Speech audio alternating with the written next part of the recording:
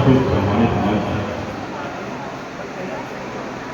सबसे पहले तो आपको भी आशंका होगी कि आपने इतना अच्छा भाषण दिया है, तो आपके निर्णायक कैसा भाषण देते हैं, ये सुनने की आपको इच्छा होगी। आपने एक बार अगर सारे लोग बैठ जाएंगे, मैं बड़ा कम समय लूंगा, आपका तो 3 मिनट का समय था, हम भी 5 मिनट में ही बात को खत्म करेंगे। और कुछ आपसे जो भाषण कला है, उस कला के बारे में व्यवहारिक बात करेंगे, ताकि अगली बार आप जब किसी प्रतियोगिता में जाए तो इन चीजों का बड़ा ख्याल रखें। मैं देख रहा था समस्तीपुर और बेगूसराय दोनों के युवाओं का भाषण प्रदर्शन, कहीं से कोई हिचक नहीं है कि आपकी तैयारी बहुत ही अच्छी थी। लेकिन मैं आपको एक बात बताना चाहता हूँ कि ये जो प्रतियोगिता होती है 3 मिनट का समय क्यों दिया जाता है? 3 मिनट का समय इसलिए दिया जाता है कि हमारे विश्व के विकास का एक इतिहास रहा है कि कोई भी जो क्रांति हुई है वो छोटी छोटी घटनाओं से हुई। बहुत लंबा भाषण देने से क्रांति नहीं हुई, बदलाव नहीं हुआ। भारत की बात को छोड़िए, विश्व के इतिहास को उलट करके देखिए, सोवियत संघ की क्रांति से लेकर के, जर्मनी के एकीकरण से लेकर के, रोमानिया से चेतावनी के अंत को लेकर के, भारत के स्वतंत्रता संग्राम की घटना की अगर जिक्र करते हैं तो उसमें जो क्रांति हुई, छोटा छोटा नारा उसमें गाड़ आया और जनता उभरी हो गई और क्रांति हुई। तो ये 3 मिनट का समय आपको इसलिए दिया जाता है।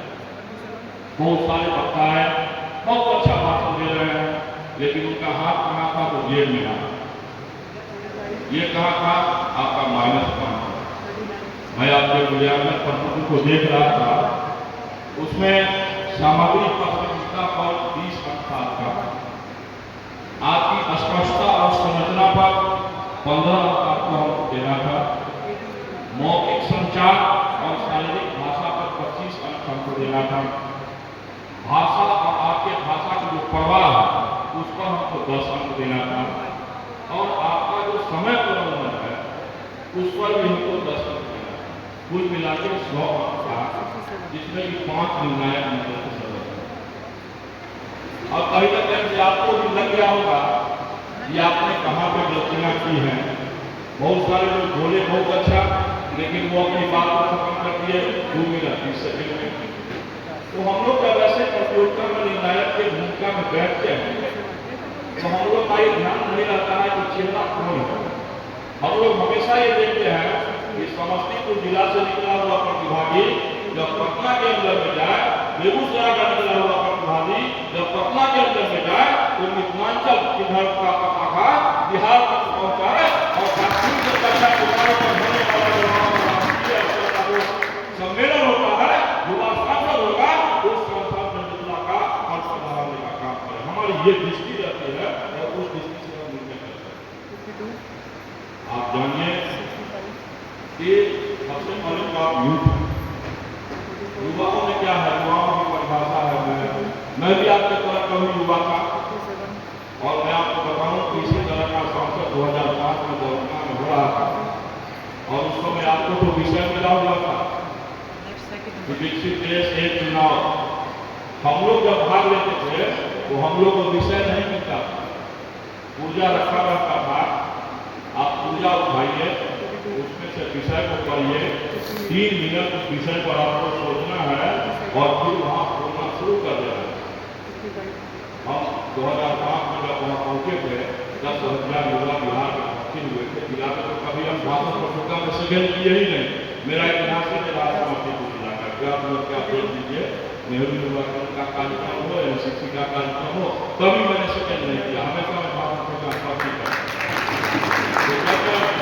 राज युवा उत्सव में वहाँ पहुँचा तो बहुत तैयारी करके गए थे। यहाँ से नेशनल एजुकेशन पे गए थे, पर्यावरण पे गए थे, शिक्षा पे गए थे, सामाजिक कुरीति पे गए थे, आज़ादी के इतिहास पे गए थे, बहुत तैयारी करके गए थे।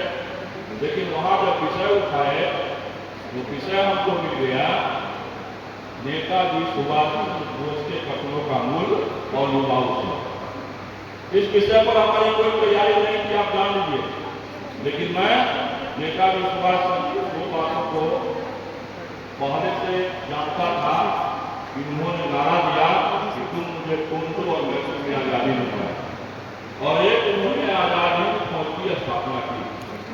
इन दो बातों पर मैं जब 5 मिनट वहां पर बोलने लगा तो आप जान लीजिए कि 5 मिनट के अंदर में 7 बार तालियां लगी, और मैं वहां पूरे बिहार में बस किया और कलकत्ता के राष्ट्रीय विश्वविद्यालय में वहां शुरू किया। तो हम लोग जब बैठते हैं तो हमारी इच्छा रहती है। पिछले बार भी संयोग से मैं निर्णायक था, यहाँ की लड़की हेमा कुमारी फर्स्ट में थी और वो पटना जाकर के दूसरे स्थान पे, तो गौरव हुआ कि भाई समस्तीपुर का युवा दूसरे स्थान पे पहुंचा है, दूसरे स्थान पे गया है। तो आपको आज 1 से 10 तक जो स्थान प्राप्त करेंगे उनको रात में लाने का मौका मिलेगा। और ये मैंने छोटी सी आपको तैयारी की बात बताई। भाषण में संचार का माध्यम होता है, आप बहुत अच्छा बोल रहे हैं, लेकिन क्या है कि जो सामने बैठा हुआ व्यक्ति है वो आपकी बातों को एप्रिशिएट नहीं कर रहा है, उसके मन में क्या है कि वो कभी पूछ के बाहर जा रहा है, कभी वो आपकी बातों सुन नहीं रहा है। तो क्या पता है कि आपका भाषण कला जो है वो कहीं न कहीं से प्रभावी होता है, और संचार के कम्युनिकेशन के जो 7 C है उसकी कहीं न कहीं से लागू नहीं होता है, तो आपका भाषण असरदार होता है। तो इस चीज का भविष्य में ख्याल रखेंगे। तमाम लोगों के प्रति बहुत सारी शुभकामनाएं कि जो भी स्थान प्राप्त करेंगे उनके प्रति भी, जो नहीं स्थान प्राप्त कर रहे हैं वो अगले तैयारी करेंगे। लेकिन आप जान लीजिए कि उस तैयारी में आपको बहुत बारीकी का ध्यान देना है। बारीकी का ध्यान इसलिए जब बहुत सारे लोग हैं लेकिन वो ऐसे कहते हैं, आप कल्पना कीजिए नौजवान की परिभाषा क्या होती है। नौजवान के अंदर एक जोश होता है, जब बुजुर्ग हो जाएंगे आप, हम लोग के अंदर जब आप पार कर जाएंगे तो हम लोग की इच्छा होती है कहीं पे बैठे तो ऐसे करके उठान के बैठे। लेकिन नौजवान क्या होता है, नौजवान के लिए हम बराबर एक पंक्ति कहते हैं कि दरिया का बांध के पानी को रोक ले, किसकी मजाल है कि जवानी को रोक ले। हम ये भी कहते हैं कि चोट सैकों को करते वही मजे का पानी है, मस्ती मिटे न मस्ती मिटे उसका नाम जवानी है। तो जवान कौन होता है? जवान वो होता है जो कि 2 दिन का भूखा है, फिर भी उसके चेहरे पे मुस्कुरा है, वो हंस रहा है, सीधा बैठा हुआ है। अभी क्या है कि नौजवान क्या करता है, नौजवान भी देखेगा कि उन्हें काम करना है तो खिड़की के काम में करना है, तो क्या तो इसके थोड़ा बहुत सारे लड़के आए भाषण देने के लिए, बड़ा अच्छा उनका भाषण हुआ, चला हुआ, लेकिन उनको सब देख रहे हैं दूसरा से सीढ़ी बना हुआ है, घर से ही चल गए।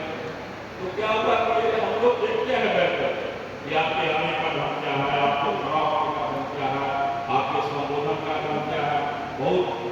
बहुत पता है बड़ा पूरे भाई ये देश है, वो देश है, स्वामी विवेकानंद का देश है, भगत सिंह का देश है, सही बात, अच्छी बात, आपके अंदर ज्ञान है, ये अच्छी बात है, लेकिन ज्ञान का उपयोग नहीं है।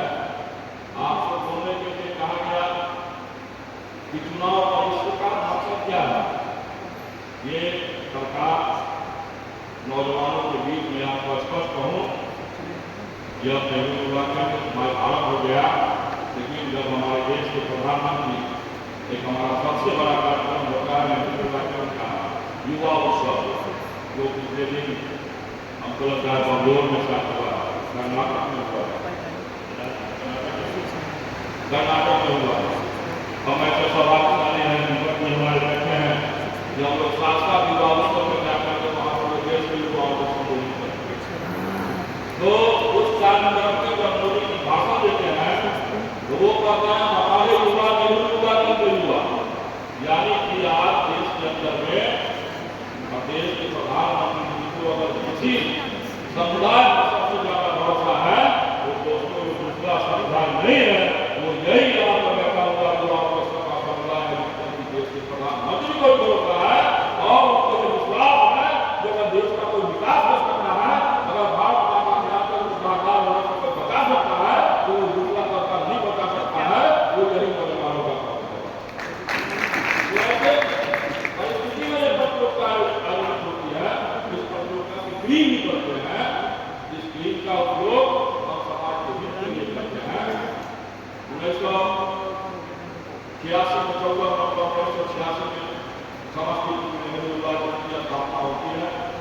14/9/1972 में पूरे देश के अंदर में नेहरू युवा केंद्र की स्थापना होती है।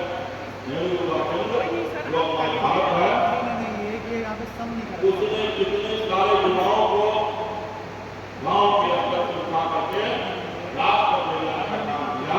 आज हमको ये कहने की जरूरत नहीं है कि मैं आपके सामने ये भाषा को बोलता हूँ, आपसे बात करता हूँ, वो किसी भी काबिल नहीं है, लेकिन नेहरू युवा केंद्र काबिल है ज्ञान में। श्रृंगार करता हूँ वह तमाम लोग निश्चित रूप से इस आसन प्रतियोगिता से सीख लेंगे कि हमको कहीं तैयारी के साथ रहना है, तैयारी करना है। बड़ा दुख प्रकार समय में जबकि पूरे देश के अंदर में अक्सर जब प्रतियोगिता होती है तो बिहार बड़ा पीछे रहता है। तो बड़ा कष्ट होता है कि भाई बिहार में इतनी सारी प्रतिभाएं हैं, इतना सारा हम IAS IPS पैदा करते हैं, मेडिकल के क्षेत्र में, इंजीनियरिंग के क्षेत्र में बिहार का कहीं पूरा नहीं है, हमारे लड़के अच्छे करते हैं, फिर हमारा वो सोशल क्षेत्र है इसमें हम अच्छा क्यों नहीं कर पाते। तो इसके लिए जाइए, आज से संकल्प कीजिए कि हम हर एक क्षेत्र में आगे बढ़ेंगे और अंतिम दो बातें करते हुए अपने कानून को ध्यान देंगे कि पूरे विश्व के अंदर चीन की सभ्यता कौशल के लिए जानी जाती है, रोम की सभ्यता सुंदरता के लिए जानी जाती है, तुर्क की सभ्यता बहादुरी के लिए जानी जाती है, अरब की सभ्यता संस्था के लिए जानी जाती है। एकमात्र हमारी भारतीय सभ्यता और संस्कृति है जो विज्ञान और प्रज्ञा के लिए जानी जाती है, नहीं। और उस सभ्यता और संस्कृति के आप संभाल हैं, क्योंकि विश्व के इतिहास को कर देखिए कि विश्व के बदलाव में जितनी सारी रेखाएं खींची गई, जितने सारे कार्य अंधकार को ठीक करके नए सूर्योदय का निर्माण हुआ, जब उस क्रांति के आंदोलन के इतिहास का सर्वे हुआ और इतिहास की भूमिका का असरदार देखा गया, उसका जब मूल्यांकन हुआ तो उस मूल्यांकन में अगर किसी दस्ता का नाम आया तो सबसे बड़ा दस्ता युवाओं का दस्ता था, जिसने उस बदलाव में किया।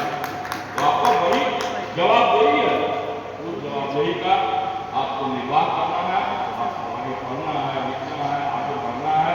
और अंत में पत्थर की मूरत बंदनीय इसलिए नहीं होती है कि उसमें देवता का बात होता है, वो बंदनीय इसलिए होती है कि उन्होंने प्रार्थना